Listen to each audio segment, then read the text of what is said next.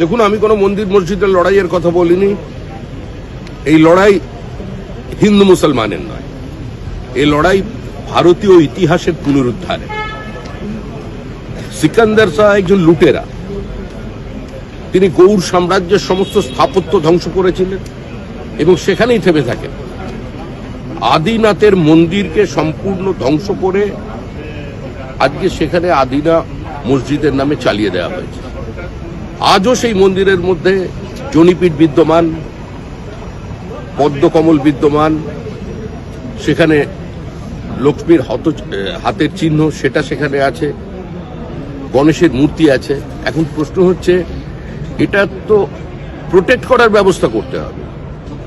আমার দাবি ভারত সরকারের কাছে যে এএসআই ওখানে আরো বেশি সিকিউরিটির ব্যবস্থা করবে, কারণ সবে বারাতের দিন কিছু ছেলে ওখানে যাচ্ছে এবং গণেশের মূর্তি যেটা একদম দরজার সামনে আছে সেটাকে বলছে শয়তানের মূর্তি, তার উপরে পাথর ছুঁড়ছে। এটা ভারতীয় সংস্কৃতি, সভ্যতা, ভারতীয় যে কৃষ্টি, শিল্প, দেবী মূর্তি, সেগুলো রক্ষা করার বিষয়।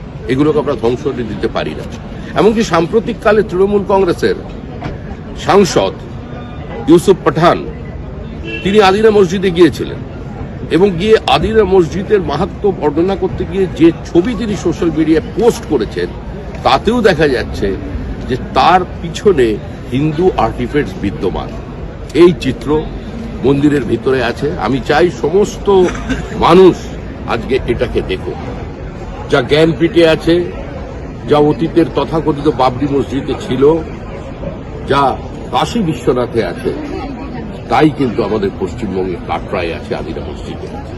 সুতরাং যারা আজকে বাবরি মসজিদ বানাতে চাইছে পশ্চিমবঙ্গে, আমার উচিত পুরো পশ্চিমবঙ্গবাসী তাদের গৌরবশালী অতীতের এই আদিনাথ মন্দিরকে অন্তত যে অবস্থায় আছে সে অবস্থায় থাকবে, তার স্থাপত্যকে যেন ধ্বংস হতে না হয়। তৃণমূল কংগ্রেসের একজন সাংসদ ইউসুফ পাঠান, তিনি গিয়েছিলেন আদিনা মস্কে।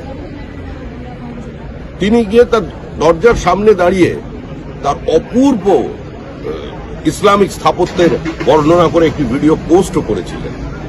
সেটা সোশ্যাল মিডিয়া আছে, দেখে নেবেন।